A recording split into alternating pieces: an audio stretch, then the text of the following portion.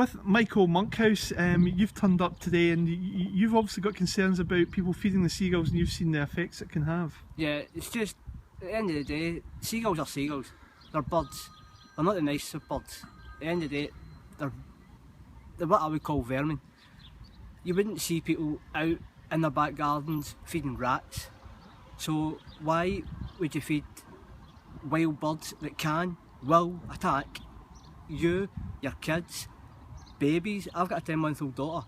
Now at the end of the day, I don't want to walk my daughter along a prom and give her a cone and a seagull come down and swoop down, take it out of her hand and possibly physically or mentally scar her to the stage where she doesn't want to go out along the prom. It's a beautiful town, Largs, and we don't want to ruin it with people who live in Largs and also tourists feeding the seagulls and driving the tourists away. Come on, at the end of the day, we're Scotland. We live in a beautiful country. We want to be able to get people to come to our country, come to Largs, come to this town. Like you say, we've seen the effects. So there's been somebody who was just injured a few weeks ago. We saw the photo on Facebook. A wee boy got injured. He got scar on his cheek, on his face. Now at the end of the day, would you like that to happen to your child? At the end of the day, if you're a good parent, I don't think you would like that to happen to your child. I certainly wouldn't like that to happen to my child. So at the end of the day, all we're doing is we're just trying to discourage people from feeding the seagulls, to try and get them to do what they naturally do. Go to the trawlers, go out into the sea and feed. At the end of the day, they're animals, let them be animals. But there are now so many, they see the town as a sort of easy picking, dare I say it? That is exactly what they say. They think it's just, oh, let's just go down. If I was a seagull, I know what I'd be saying. Oh, let's go down the town, it's a nice day, people are out, we can have free meals. At the end of the day, if you watch, I watched Spring Watch there this year, and one of the nests that they filmed was a herring seagull's nest, and the biggest percentage of food that the parents brought back to the nest were chips, chicken, things that people feed them, not the natural things like fish. So at the end of the day, you heartily welcome this campaign. I fully back this campaign, by all means. It's all about awareness though, isn't it? It's awareness, it's to discourage people, basically to discourage people from feeding them and to show them how dangerous these animals actually are. At the end of the day, these animals are birds of prey. At the end of the day, because they're birds of prey, they go out into the sea, they hunt fish. At the end of the day, they're prey, they're birds of prey. Yep. Okay, that's great. Thank you very much. Thank you very much. Thank you. I'll move on to Jane. Jane, you're the kind of the ideas lady behind this campaign. What do you think needs to happen to solve the menace? I think there needs to be a public awareness campaign. I'd love to see a poster campaign that would go with the willingness of the management of the different food outlets, so that they'd have a "please don't feed the seagulls." So we've got right at the point, the source of the food, we have information for day trippers and local people. I think people are also afraid to ask people not to feed the seagulls because they can get a mouthful of abuse. That's happened to me a couple of times.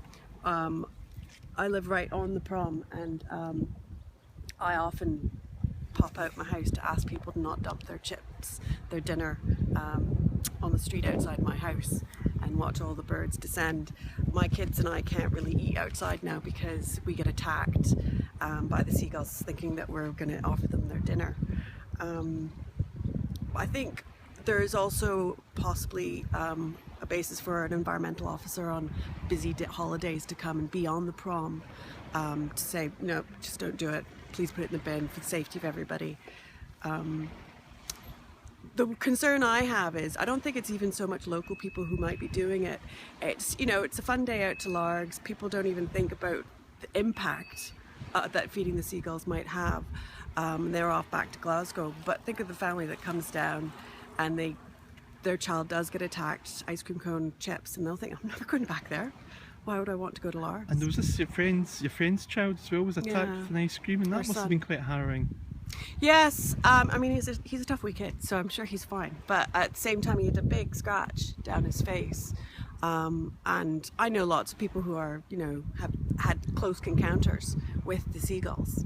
And I think especially with babies, it's concerning, you know, a toddler holding a poker chips. I was down there just yesterday, and there's hundreds of the seagulls down there. There's hundreds, you know, and it's going to take a big effort though. But at the same time though, it's all about public awareness at this point in time, isn't it?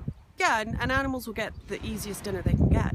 So we can't blame the animals for taking the food they're being offered. But if people stop feeding the seagulls, then the seagulls will just attack the bins, and then we can deal with the waste management issue. So I think it's about.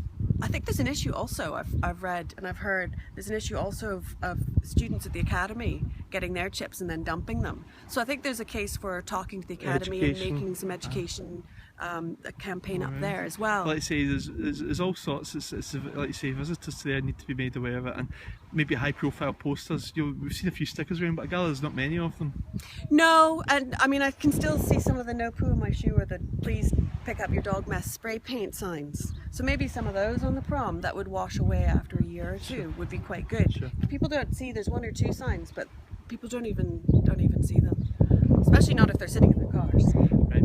Okay, Jane. Thank you very much for that. Thank you.